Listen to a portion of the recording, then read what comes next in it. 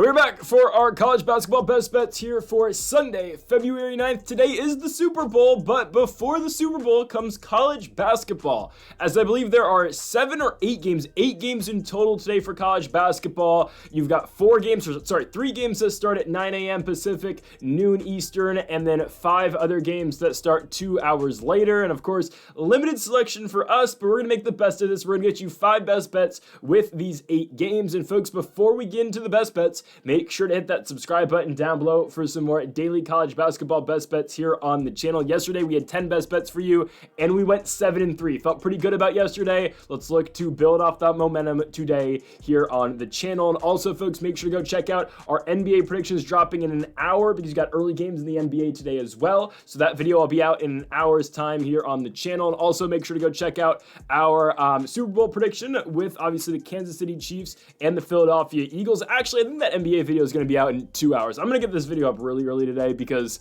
there's just, again, not much time today. So actually, yeah, the NBA video is going to be out in 2 hours. It's going to be up at 8 a.m. Pacific, 11 a.m. On the East Coast. All right, let's get on now to the first of our 5 best bets. Our first game being the George Washington Revolutionaries on the road to St. Bonaventure to take on the Bonnies. I'm taking St. Bonnies here. I'm taking St. Bonaventure here at home.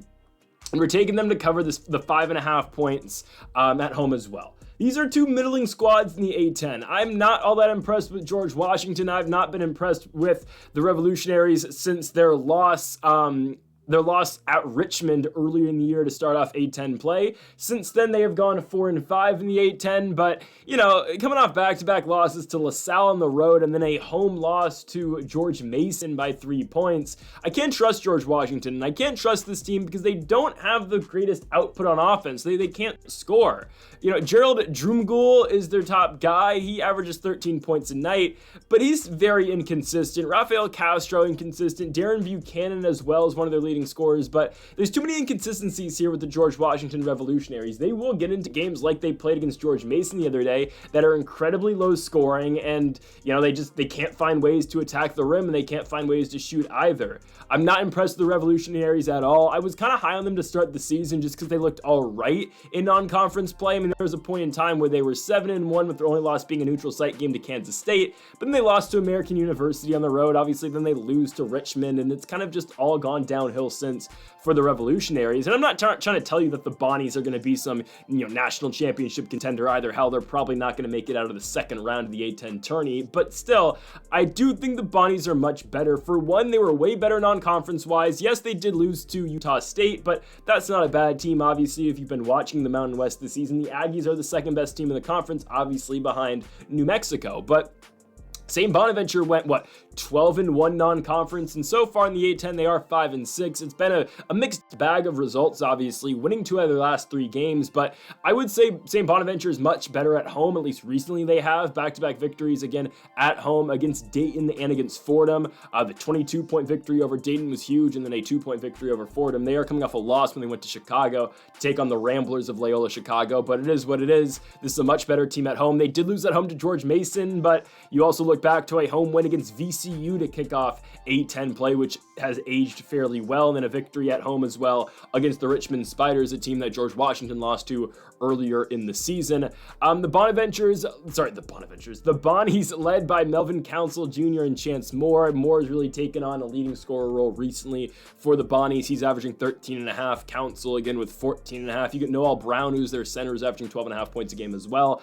I just think as a whole, the St. Bonaventure Bonnies are the better basketball team. I think they are able to effectively score, and I just don't know where George Washington's going to be in this game. The Revolutionaries, again, going on the road from DC, over to St. Bonaventure for this one. I don't think they're going to be all that successful going to New York to try to win this basketball game. The Bonnies, 5.5 point favorites at home. I think they cover that. Again, I just think ultimately the reason why we're taking St. Bonaventure over George Washington is the lack of scoring at the Revolutionaries. I don't think they're going to be able to keep up. And I think St. Bonnies, they play decent enough defense where they should be able to hold the Revolutionaries. And again, when you need to buy a bucket for George Washington, who's that guy? I'm serious. Because non-conference wise, it was Drew Magul. I guess it's Rafael Castro now, but Castro's a good big, I'll give him that, but I can't trust in Gerald. I can't trust really in Buchanan. I don't think there's enough solid scorers on George Washington to have any faith in picking them here. And we've seen them get blown out on the road before the season in A10 play. Why wouldn't this one be any different? I'm going to take St. Bonaventure. They're at home. They are 5.5-point favorites. I think everything in this game, to me, points towards a St. Bonaventure win and a cover. So give me the St. Bonaventure Bunnies to cover the 5.5 points and beat the George Washington Revolutionaries to kick off the day here on Super Bowl Sunday. We move on to our second best bet, another 9 a.m. spot, and it is the Big Ten, the first of two Big Ten spots for today. And we go to College Park, Maryland for the number 18 ranked Maryland Terrapins and the Rutgers Scarlet Knights. I'm not saying Rutgers is going to win, but I think they can cover. Guys, Rutgers is one of these teams where if you give them too big of a line like this game is, they are a scary competitive team. They just are. And obviously they are because of their two freshmen. Both are going to be top 5 picks in the NBA draft this season, we expect. Ace Bailey, Dylan Harper. Harper comes back from injury in the last game for Rutgers. They win at home against Illinois. We had them in that game. And again, Rutgers doesn't really get blown out. They haven't been blown out since the Purdue game at home, but that was a while ago. Since that Purdue loss, they beat UCLA. Again, a win that keeps on aging better and better, looking at how the Bruins are playing right now is UCLA again. Guys, UCLA might be the favorite to win the Big Ten tournament. Just the way they're playing. Again, that team, I kept saying it all year long, that's a team with untapped potential that really just hasn't been tapped into yet. Now look at them. I'm just saying. I know Adai Mara doesn't have the biggest impact every single night, but adding another big like him alongside Bilodeau, my goodness, the team has always had potential. Look at them now. I genuinely think UCLA is going to at least the Elite Eight this season. I'm serious. I think they're that good. UCLA basketball's back. All right. But anyways, Rutgers beats UCLA. They go to Nebraska and win. More on the Huskers later. They go to Penn State and lose. They lose to Michigan State at home, but both those losses are by 8 and 7. That covers this line, obviously, that we get today. They go to Northwestern and win. I get that's not the most impressive victory now, but they win that basketball game. They host Michigan, lose the game by 3, and they host Illinois and beat them as well. So Rutgers, again, is just a competitive basketball team. And right, Dylan Harper and Ace Bailey are going to keep them competitive in pretty much every single game they play. Again, yes, once you get beyond those two guys, sure, it's nothing special. Obviously, again, you're gonna get some of these guys that are gonna hit shots in moments. But again, if you're picking Rutgers, you're relying on Bailey and you're relying on Dylan Harper to give you big nights. But for the most part, that's almost every single night for the Scarlet Knights. Now, for the Maryland Terrapins, this is a really good basketball team, but they are coming off a loss on the road in Columbus, Ohio, against the Ohio State Buckeyes, a team that prior to that had won 4 games in a row over Nebraska, Illinois on the road, Indiana in Bloomington, and then a win over Wisconsin as well. We're talking about Maryland. That means we're talking about Derek Queen, we're talking about Jacoby Gillespie, and we're talking about Julian Reese as well, alongside Rodney Rice. I mean, it's a really good starting unit. Can't forget as well about Selton Miguel as well. I mean, this is a good starting unit for the Maryland Terrapins. Again, where teams tend to get Maryland, if you're going to get them, is going to be with that bench unit. The Maryland bench unit is very weak. But again, that just goes to show how good that starting line is, obviously, with guys like Gillespie, Reese, Rice, and Queen. Obviously, Queen is a monster on the glass. He is the guy down low for Maryland. But again, they've gotten big scoring nights out of Reese, Gillespie, and Rice recently. And this team is 7-5 in the Big Ten, 17-6 as a whole. But a team that really started off cold in Big Ten play. They've really got it together, obviously, winning now 4 in a row prior to the Ohio State loss. But even in some of Maryland's victories, they've been playing these teams really tight. I mean, Wisconsin win, I get it. The Badgers are good, but they beat them by 8. Again, we'd cover that line tonight with the Scarlet Knights. The Indiana victory by 1. Again, a tough game on the road, but again, that's a cover. Nebraska victory at home at College Park for Maryland. They win the game by 3 points. They host the Golden Gophers. Minnesota goes in there and loses the game by 6 points. Again, I'm not telling you Rutgers is going to win the game outright. I would stay away from playing the money line on either side, obviously. If I had to give you a pick, sure, I expect the Terrapins to probably win this basketball game.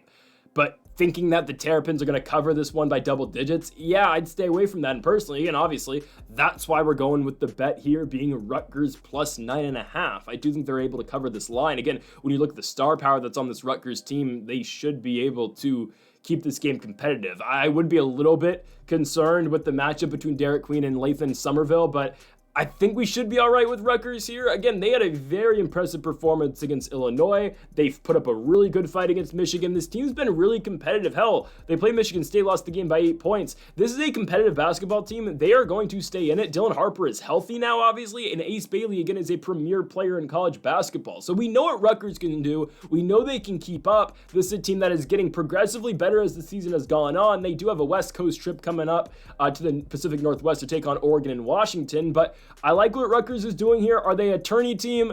They don't really have the non-conference resume to be in there, obviously. It lost on the road to Kennesaw State and really couldn't pick up any big quad one victories in non-conference play either, but this is a team that might be able to make a push in the Big Ten tourney.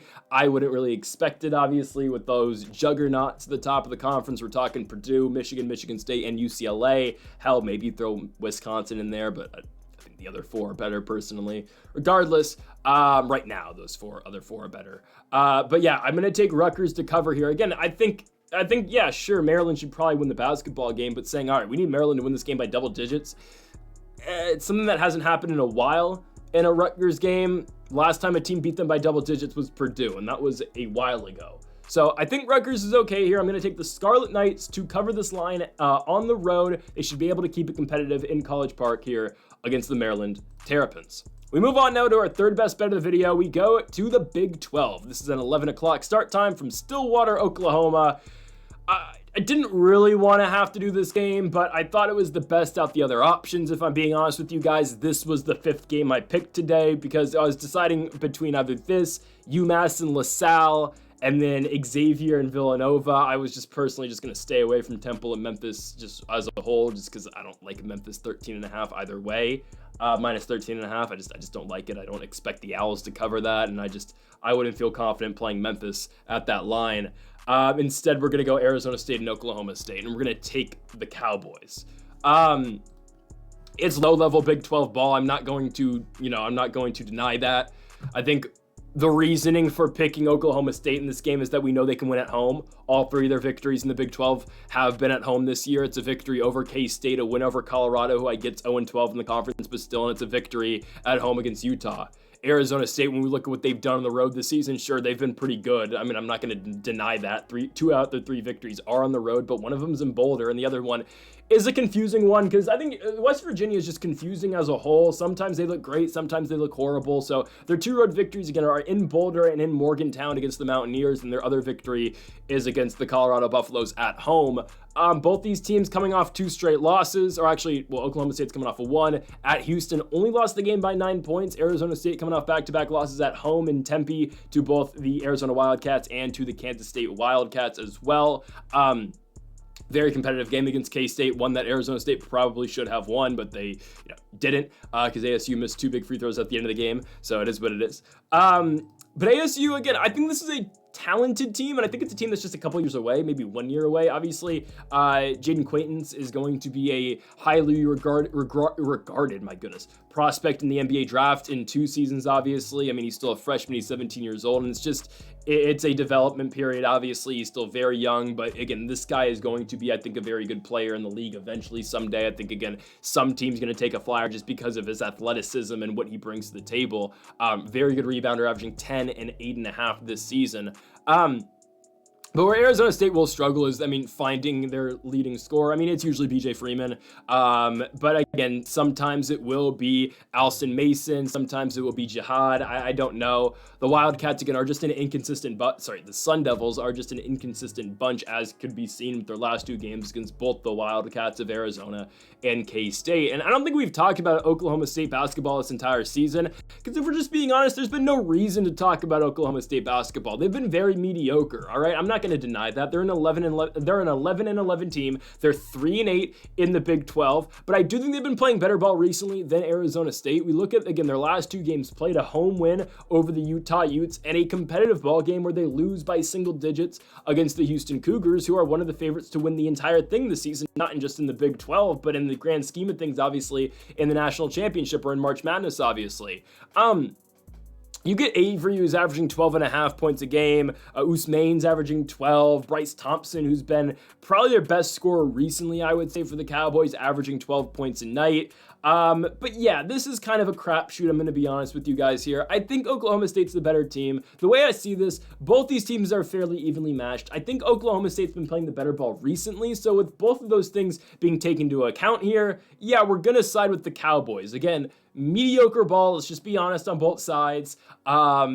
I think Oklahoma State, with the game being in Stillwater, should be able to take this one. We take a look at the odds. Oklahoma State a -120 favorite. The Sun Devils from the Harvard of the West Coast, a +100 dog in this one. I do think the Cowboys cover the 1.5 points, but obviously just take the money line at -120. I think the game being in Stillwater does make the difference here. Again, if Oklahoma State's going to win, it's going to be at home with their 3 victories, obviously, all being at home in the Big 12 this season. And I get it, the Sun Devils are not a bad road team, but think about the teams that they beat on the road this season. Well, their only impressive road victory is West Virginia. Okay, beating Colorado on the road, I'm just going to be honest with you guys, doesn't mean anything. It just doesn't. Their other results on the road get blown out by 20 in Provo. They get blown out by 20 in Lawrence. They go to Cincinnati, who's very off and on, obviously beat BYU yesterday, but they go to Cincinnati, lose the game by 7 points. They haven't been an impressive road team other than, again, the West Virginia victory. I don't care about beating Colorado. A lot of teams could beat Colorado. I'm serious. Load up the Mountain West against Colorado. Most of those squads beat Colorado right now. I get Colorado beat Colorado State earlier in the season, but like load up New Mexico, Utah State, Boise State, and maybe Colorado State right now. I think they probably all beat Colorado. So I'm going to take Oklahoma State to get this one done. Again, it's my least favorite pick of the day. There is talent on Arizona State. Again, I just think they're like a year away. I think this is going to be a much better team the next season, obviously, when Quaintance is a sophomore and 18 years old. For now, though, give me the Oklahoma State Cowboys at home to take care of business and cover, and obviously just win at home here against the Arizona State Sun Devils. We move on to our 4th game of the video. Same line, basically, same spread. We go to the American Conference, where we have the Wichita State Shockers taking on the USF Bulls. I really like USF here. Wichita State's just been very disappointing this season, so it's kind of weird that we are getting this line. Were we that impressed with Wichita State's victory on the road against Charlotte, who is the worst team in the conference? I mean, guys, Wichita State's beaten 2 teams in the American Conference this season. They are Charlotte and they are Charlotte. Okay, and I get it, USF did lose on the road to Charlotte, but USF's 5-5 in the conference. They've got victories over East Carolina at home. They beat Wichita State on the road in Wichita. They beat Tulsa, they beat Rice, and they beat Temple. 4 of those victories come at home, and this is a better home team than they are road team. And then when you think about it, who's their one road victory? It's Wichita State. Wichita's just been the most disappointing team in the conference, I think, by far this season. This team was pretty solid non-conference-wise, for the most part. I mean, they did lose to DePaul, lost to Kansas City. But they started off kind of well, right? They beat St. Louis, they beat Minnesota, then they lose to Florida, obviously, in that tournament game. But they didn't look that bad to start the season. Obviously, a big come-from-behind victory, overtime victory, over the Golden Gophers. But they've just kind of fallen apart as the season's gone on. And again, they have 1 victory in conference, over 1 team. They've only beat the Charlotte 49ers, who are by far the worst team in the conference. This is a team led by Xavier Bell, who's going to be averaging 14 points a night. Corey Washington's going to give you 13.5. Justin Hill with 13, and Quincy Ballard, their center, with 10. I just think USF's the better team right now, by far. And that's why I'm a little bit concerned with the odds. Or I was just confused, not concerned. I am a little concerned why the line's this way, because it feels like too easy of a layup here. Why are we getting these odds for a USF team that's been better all season long, obviously has a better conference record, a team that's beat Wichita, and didn't just beat Wichita in Kansas, they blew them out in their original matchup. Again, South Florida goes to Wichita, Kansas, and beats this team by a pretty fair margin. They beat them by 19 points. So again, I just don't understand why now we get this game again, we get it in Tampa, and USF is only a 1.5 point favorite. Little odd, I'm not going to lie, little odd. USF, again, not the best scoring team. I would say, again, offensively wise, probably Wichita State's the better offense, but South Florida plays pretty solid defense, and they're going to hit shots when you need them to. Again, we're talking about Jamil Reynolds, who's averaging 12.5 and 8. Jaden Reed is their guard, who averages 12 and 4. Kobe Knox isn't bad, averages 11 points a game. Brandon Stroud as well, averages 8, and Keeson Jennings averages 8 as well for the USF Bulls. They have a deeper team. I think they have a better rotation all around compared to Wichita State. They are the much, again, deeper squad going into this game. Potentially the odds are this way because they just played a double overtime game against Temple. Maybe, but that was on Thursday. It's on Thursday. But it's Sunday now. So, I mean, like, again, you get Friday, Saturday, now this. So only 2 days off going into this one. But it was a double overtime game on Thursday. It's not like this game, was playing on Friday, or this game against Wichita right now was yesterday. If it was yesterday, I'd get it because you only have 1 day off coming off a double overtime game. But you've had 2 days off going into this one. I don't think rest is going to play too big of a factor here. And when you really dive deeper into who USF has lost to this season in the conference, again, they only got 5 conference losses. And yes, this team did lose to Bethune-Cookman out the SWAC in December. I get it. But they've been a lot better. Again, when you look at their losses, road loss to Tulane. Okay. UAB loss. All right, the Blazers are pretty decent this season. They go to Charlotte and lose. That sucks, but it's a road game. They go to East Carolina and lose. All right. They go to FAU and lose. Okay. Those are their only American losses this season. And again, when you look at their initial matchup against this squad here in Wichita State, they beat the Shockers by 19 points. I'm okay with this. I really am. This is one of my, this is one of the spots I really like today. USF's at home. They've beat Wichita before, and they've been the better team all season long. What's not to love here? But, sometimes when the odds don't make sense, there's something up. But, if Vegas is throwing the bait, we're biting. Give me the USF Bulls. Let's try to show Vegas one here, because this is definitely the most talked about game today on Sunday. The Wichita State Shockers and the South Florida Bulls. Give me the USF Bulls. I think it's mispriced. Give me the USF Bulls at home, and to win and cover, just take the spread, not the spread, take the money line. Give me the South Florida Bulls to win -125. To our final game of the video, and we move to the Big Ten for the second time tonight. We go to Lincoln, Nebraska for the Ohio State Buckeyes and the Nebraska Cornhuskers. Nebraska's turning it around, right? I mean, they started off fairly hot in the Big Ten this season. They lose to Michigan State, and they go on to beat Indiana and beat UCLA. Then they proceed to lose 6 games in a row to Iowa, Purdue, Rutgers, Maryland, USC, and Wisconsin. But now they're coming off 3 straight victories, a home win over the Fighting Illini. They go to Eugene and beat Oregon, who is extremely fraudulent, who should miss the NCAA tournament outright just because they suck. And then a win on the road at Washington. Again, UW is absolutely atrocious. Now, also, who are the bottom 4 teams going to be in the Big Ten this season who don't actually make the conference tournament? I think we can kind of lock in Penn State and Washington to be 2 of those teams. But who does fill out the other bottom 4? I mean, I think Minnesota's always kind of been in that spot this season, but the Golden Gophers have given teams tough games this season. Is it Northwestern? Is it Iowa? Could it potentially be a team like Indiana or Oregon? Obviously, Indiana is much worse than Oregon, but right, could we see one of those teams falling into the bottom 4 and not even getting a chance to play in the Big Ten tournament this season in Indianapolis? Who knows? Again, I have a feeling it's going to be IU. I think they're absolutely awful, but who knows, right? Mike Woodson, what a last season. Maybe he should come back. You should bring Mike Woodson back for 1 more year. No, I'm kidding. Don't do that.